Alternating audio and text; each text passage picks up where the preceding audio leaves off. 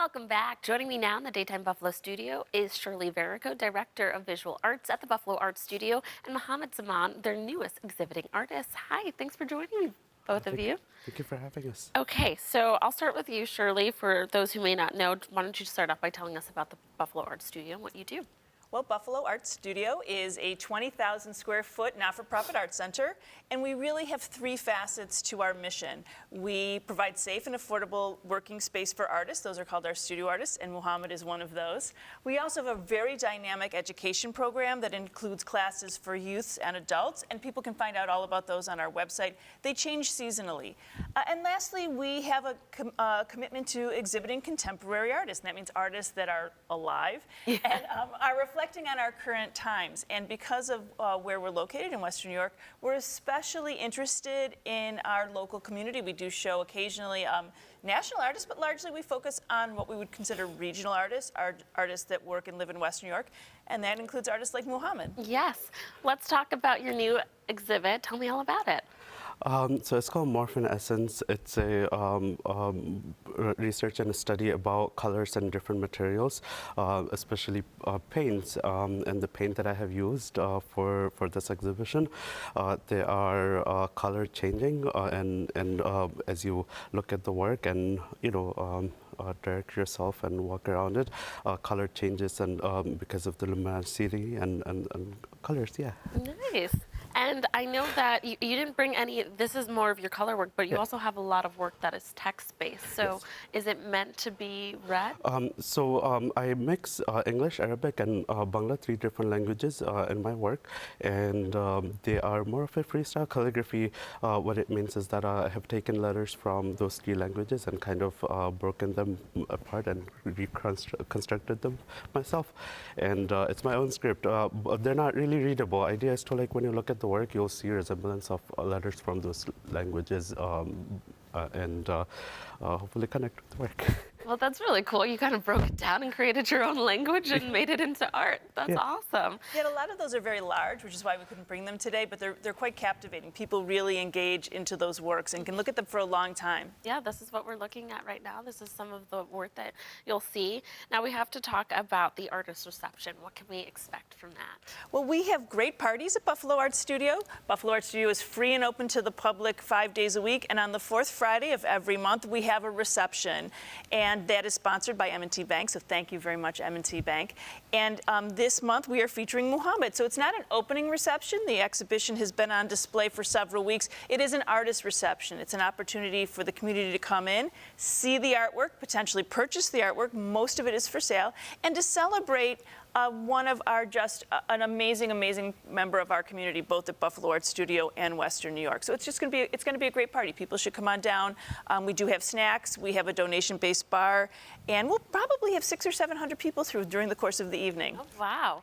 Now, Mohammed, you are a Buffalo Art Studio, like you are in the program. And what does it mean for you to be able to have a space like that?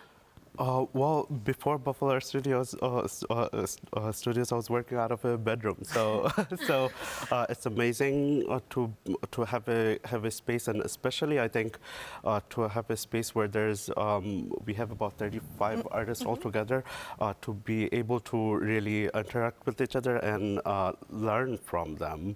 And for me, especially who is a self-taught artist, I was able to go, whenever I do have questions about materials and something that I want to learn, I can find someone literally a few studios down to me and go and ask questions and learn from them. Do you think it's helped you become a better artist, not only having a studio space, but like you said, being able to have colleagues and that kind of like flourish you and nourish your artistic side? Absolutely, yes. Yeah. What's been the most rewarding part about having a space like this? Finding a community, finding people who really appreciate you and your work, and I think it's an amazing to have a space like that where you can just go. And Shirley, we've got to talk about your location, the Tri-Main Center, a staple here in Buffalo. Tell me more about it and why it makes it such a great place to share these artworks. So we're a large space, 20,000 square feet, but we're housed in an even larger space. The Tri-Main Center is 600,000 square feet. It is 6 floors. And when we talk about community, we really think about these concentric circles. So we have our artists at Buffalo Art Studio, we have our audience, but then we have the entire building community. And there are tenants like Journey's End Refugee Resettlement Organization. We have a school next door. We have Aspire, which works with developmentally varied ability adults. And then we have manufacturing. And all of these folks can come into our space, and they do. So it's really exciting to watch people just engage with the work and puzzle it through. We do a ton of school tours, and Mohammed has worked with a number of young people, particularly in our summer programs at People's Park. So it's exciting too for children, I think, to see a studio space, not just the masterpieces that hang in a gallery or a museum, but the skateboards that Mohammed has also painted, and the places where he spilled paint on the floor, or where he abandoned a project that wasn't working. So the students can come in, and the adults, and see that the work of making art is in fact work, and it is something that people in their own neighborhood, in their own community, are doing every day in Western New York. It's not just this mystical thing that happened in the distant past in some other place. Artists and art making is happening all around us, and it's happening in an especially accessible way at Buffalo Art Studio. And how special to be able to have a place where you just culminate artists and let them live and breathe in their work and have a safe space to just explore and create. Absolutely. It is a treat to go to work every day. I walk through the studios pretending that I'm checking that everything is safe, but really it's really exciting to see new work. And I love the surprise of peeking into a studio and finding that an artist had been there, maybe an artist had been there after I had left, and had made a new body of work or brought some work in from another place. I got to see this body of work emerge over time in Muhammad's studio. So it's something for me that I get this like sneak peek behind the scenes, behind the magic curtain. So it's lovely, it's wonderful. And I invite other people to come in too. You know, not all of the artists are there all of the time, but there's often some artists there, and the work is there always. Well, thank both of you for coming in, and Mohammed, thank you so much for sharing your work. And viewers, to learn more about the Buffalo Art Studio and their current exhibiting artists, just head over to their website at buffaloartstudio.org. Thanks again for coming in.